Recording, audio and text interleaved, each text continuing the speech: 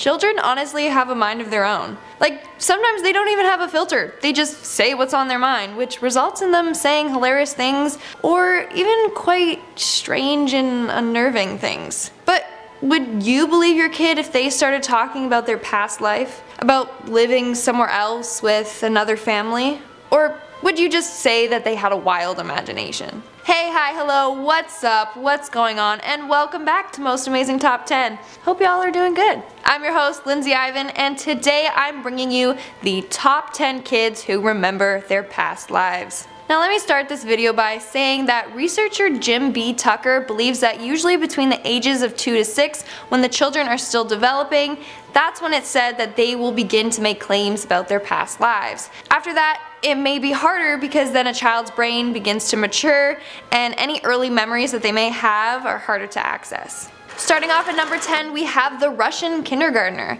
Now this story surrounds a girl who was Russian in her past life. Her mother claims that when her daughter was learning the alphabet, she kept mixing up her letters. She would mix up her B's and V's and H's and N's. These letters aren't that similar, so it left her and her teacher confused, especially since her daughter kept saying, "I don't remember those." This little girl then states that she remembers the letter H and that it makes an N sound. Then she said that she knew more letters and began to write out the Russian alphabet. Her mom asked her where she learned that, and she said Vlad taught me before he disappeared, and not Vlad the vampire. This little girl claimed that Vlad was her brother in her past life. How freaky! Like, there's no way that this young girl just happened to know the Russian alphabet, unless it was from her past life. At number 9, we have the daughter who just wants to go home. This mother claims that when her daughter was young, she kept begging her mom to take her home. When she asked where her home was, she said that she used to live near the water with her other family. That was until one day she passed away. She would even draw pictures of her past home and retell memories of her watching the waves. She also refers to her mom as Pa and wants to go back home to her other Mahi. Moving on to number 8, we have The Boy and the Scottish Pub. Just like the title suggests, this story takes place in a pub in Scotland.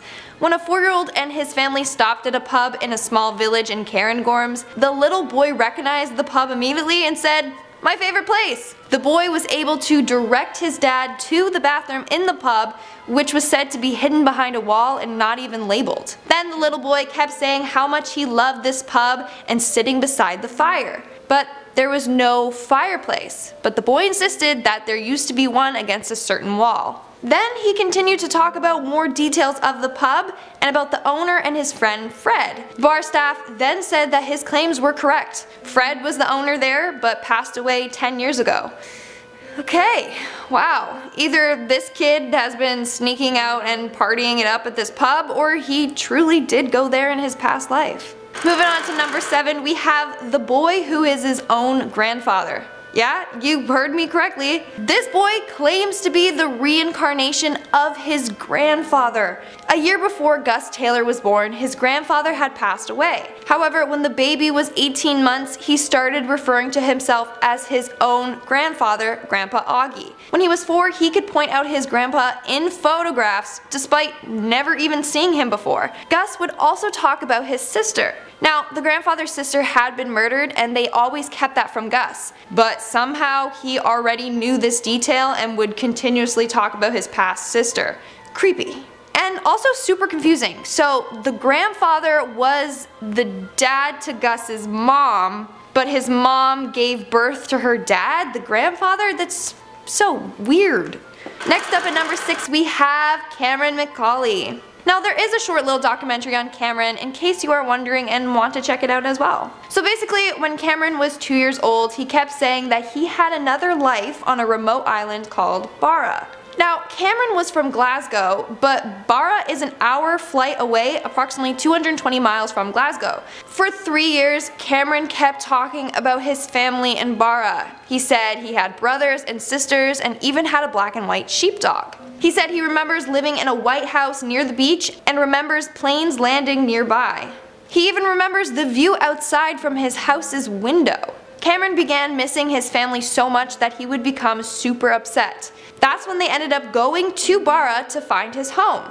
When they did find his home, it had the same view that Cameron described and was apparently even home to the same dog. However, Cameron said he had a father named Shane Robertson that passed away from getting hit in a car. This is the one thing that doesn't check out. Apparently there was never a Shane Robertson that lived there, so who's Shane? Honestly, maybe it was his father from like 2 lives ago. Who even knows? We are now at our halfway mark with Shanti Devi. Shanti Devi was born in 1926 in India. When she was 4 years old, she started making claims about her real name, her other family, and her past life. Apparently, she told her parents that she lived 145 kilometers away in a place called Mathura with her husband Kedar Nath. She also said that she died after giving birth to her child. Apparently, she even had the same talking habits as someone from Mathura. Her family eventually took her to the other village and found the man she claimed to be her husband by the name of Kedar Nath. Kedar then told them that he did lose his wife 9 years ago,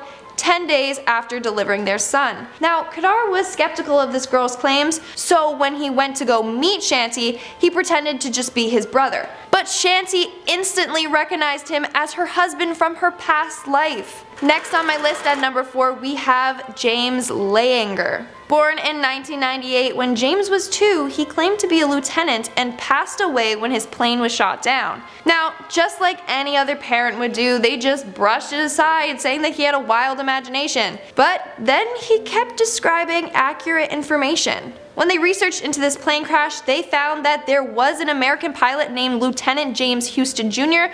who passed away in 1945 towards the end of World War II. First off, what are the odds that he gets reincarnated and his parents literally picked the same name? Now, the boy continued to talk about his ship, the Natoma, which was also true. He would also have reoccurring nightmares about an airplane crash. His parents then met Lieutenant James's crew, who are all old by now, but they confirmed the details that James mentioned, saying that they were all accurate and only the lieutenant and the crew could have known some of the details. Coming in at number 3, we have Edward Austrian. Edward Austrian was 4 years old when he claimed that he was a soldier from World War I.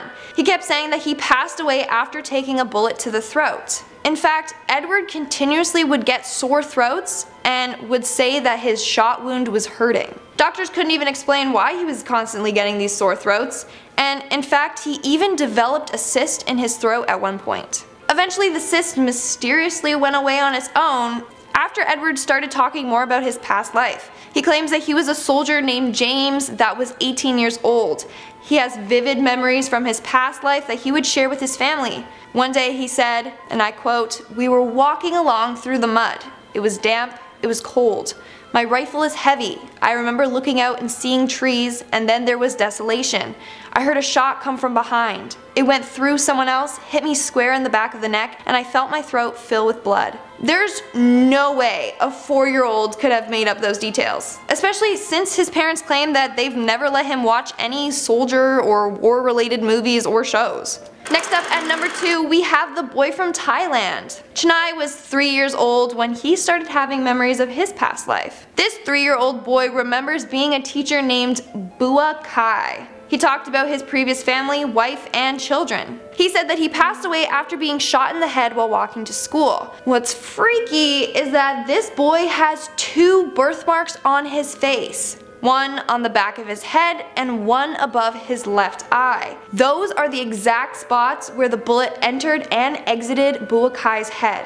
Now, people believe that birthmarks tell some sort of story from our past lives. In this case, it symbolizes how he was killed in his past. Now, Bua Kai was a real person that passed away about 5 years before Chennai was born. Coming in at number 1, we have the boy who solved his own murder. When a boy in Syria Golan Heights was 3, he began saying that he had been murdered in his past life. The boy said that he was killed by getting an axe to his head. This boy even had a long red birthmark on his head. In this boy's case, the birthmark also showed the way that he passed away. Now, it turns out that this boy's story checked out. They took him to the village that he said he once lived in and even showed his family where his body was buried. When they unearthed his body, they found a boy's skeleton with an axe wound in the skeleton's skull. Like, there's no way that a kid could have just known where a body was buried by coincidence. But it doesn't stop there. The kid also remembered who the killer was and his full name. They then confronted him and he eventually admitted to the crime. Alright, that's all I have for you for today. I think these stories are quite fascinating, and it totally changes my perspective now. I don't know what to think. What did you all think though? Let me know in the comments below. And now it's time for my comment shoutout section. Today I will be shouting out comments from my video Top 10 Scary Childhood Urban Legends. Suzuka Blade commented, all 90s kids remember those pencils. Seriously, like, how frustrating. You lose one section of the pencil, or like the lead gets too dull and then the pencil's useless. You have to get rid of it. JP Marantees 3838 commented, there was one time where my cousin was sleeping and he felt someone tickle his foot. And he thought it was his sister, but when he got up, he saw that no one was nearby. Ew, that's honestly super creepy. I hope you guys like moved out after that, or like, I don't even know, saged the house. That's really creepy. Andrew Scolari commented, don't people ever lock their doors in urban legends? Nope, clearly not. Like, please guys, lock your doors. Like, I don't even know. It's pretty common sense. I thought you just always lock your door, but I guess not. And lastly, Catherine Jarmillo, sorry if I pronounced that wrong, commented, that's why we keep the shower curtains open all the time. Exactly, and if it's closed, I will literally walk in and just rip it open and like get ready, like expecting that someone's right there. Whew, it makes my heart race. Alright, thanks so much for checking out today's video. As always, give this video a big thumbs up and subscribe to Most Amazing Top 10 for more amazing videos. I've been your host, Lindsay Ivan, and I'll see you next time. But Shanti instantly recognized him as her past life husband. Let me try that again. But Shanti instantly recognized him as her past life's husband, Now, this story surrounds a kindergarten girl.